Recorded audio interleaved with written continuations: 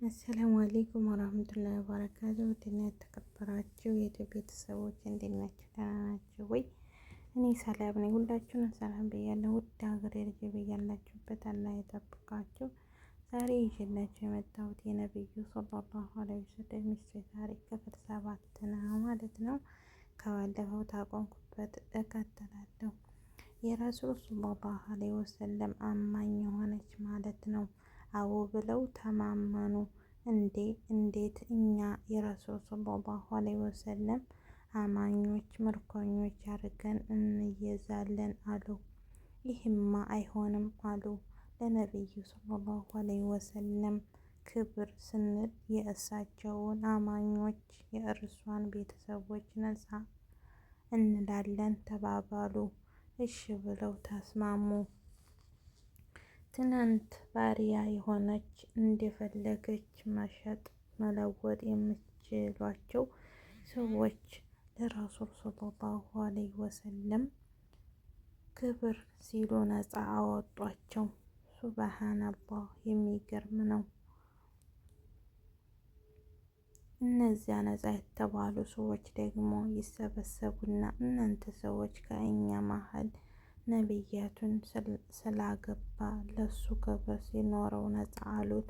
መዲና ብንሄድ ኖሮ እንሸጥ ነበር። እኛስ ልጆቻችን ስንል ለአላህ ስንል ወደ እስልምና ለምን እንገባም ብለው ሁሉን ወደ ረሱል ሰለላሁ ዐለይሂ ወሰለም በመሄድ እስልምና ገቡ። አይሻ ረዲየላሁ ዐንሃ እንዲህ ትላለች።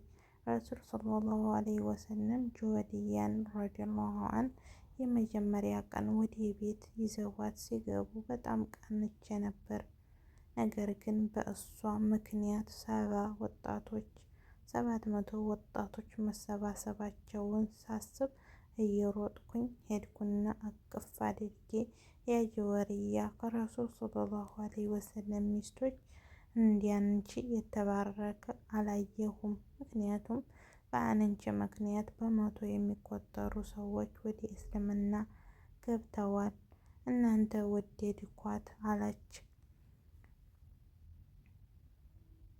አያቸው አዴል የመጋባቱን ጥበብ እንዲያው ጠላቶች የሚያቀጥላቸው ለምን 9 ለምን 13 አገቡ አይደል የሚሉት። እንዲህ አላማችን አንዲህ ቢገቡ ከ1000 ጠላት ቀቢል ጋር ቢታረቁ ነውር አይደለም። ነገር ግን ረሱል ሰለላሁ ዐለይሂ ወሰለም ያገቧቸው ሚስቶች አንዷ ልጆቻቸው የባሏ አንዷ 2 የተፈታች አንዷ ባል የሞተባት አንዷ በሽተኛ አንዷ ትልቅ ሴት ነበሩ።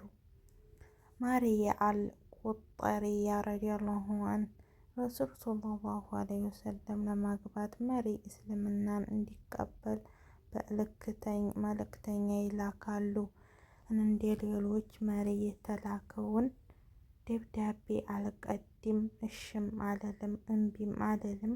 ነገር ግን መልእክተኛው በስነ ስርዓት ተቀብሎ እሱን በተራው መልእክት ልታቆም ነብይ ላከችው። እንዲህም አለ። ለነብዩ በጣም ሰላም በሉልኝ ብሎ ሰጧት። ላከላቸው። አንድ በትልቅ እቃ የያዘ ማር፣ አንድ ደግሞ ሐኪም ጠቢብ፣ እንዲሁም ወጣቶች ቆንጆዎች የሙቀውቅስ ሰራተኛ የነበረችውን ማርያ አልቂብጢን አብሮ ላከላቸው። ከዛም መልእክቱ እንዲደርሳቸው ማር መድኃኒት ስለሆነ እንቀበላታለን። ማርያ ደግሞ ባሪያ ስለነበረች በስጦታ መልክ ስለመጣላቸው አገቧት። ዶክተሩ ግን መለሱት።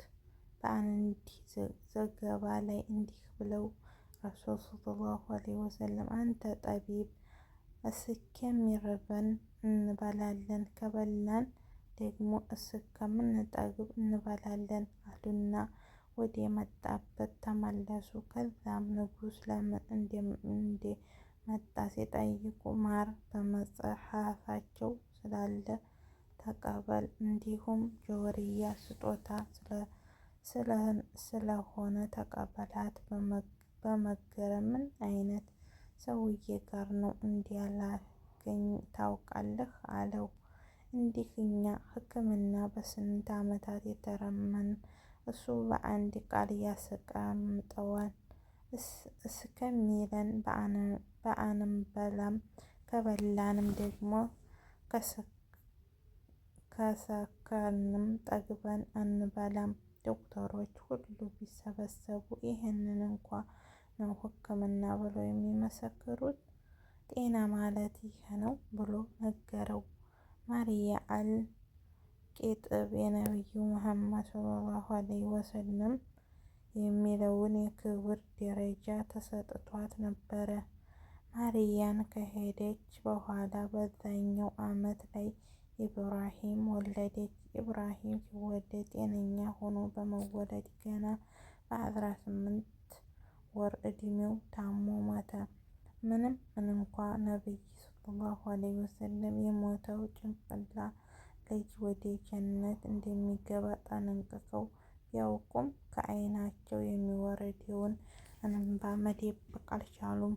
ሷሃቦቻቸው ለምን እንደሚያለቅሱ ሲጠይቋቸው ሰው በመሆኔ ነው በማለት ነበር መልስ የሰጡት።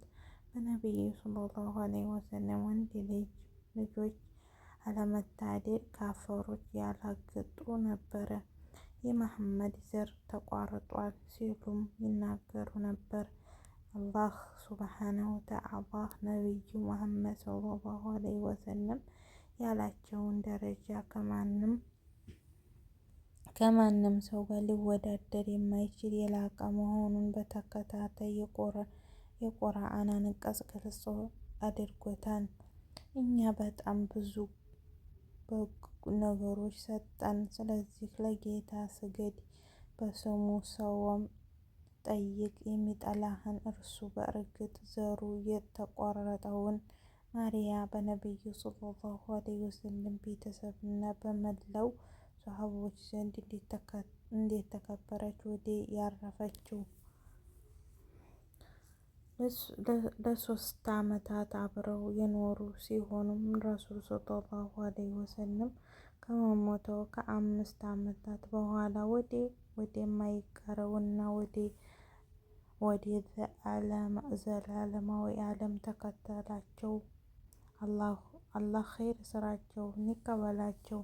ረሃና ቢንት ዘይድ ረዲየላሁ ዐንሃ ረሃና ቢንት ዘይድ ረዲየላሁ ዐንሃ ምርኮኞች ነበረች። ምርኮኛ ለተዋጊዎች ሲከፈል ረሃና ለረሱል ሰለላሁ ዐለይሂ ወሰለም ምርኮኛ ደግሞ እንደሚፈልግ ማድረግ ደግሞ እስላምን ፈቅዷል። እንደሚፈልግ ማለት ይህንን ከፈለጉ ልትሸጣ ከፈለጉም ደግሞ ልታገባ ማለት ነው። ረሃና ከረሱል ሰለላሁ ዐለይሂ ወሰለም ጋር ብዙ ለመቆየት አልታደለችም። በየቆየችው አጭር ጊዜያት ቀን ከሌሊት ታላላቅ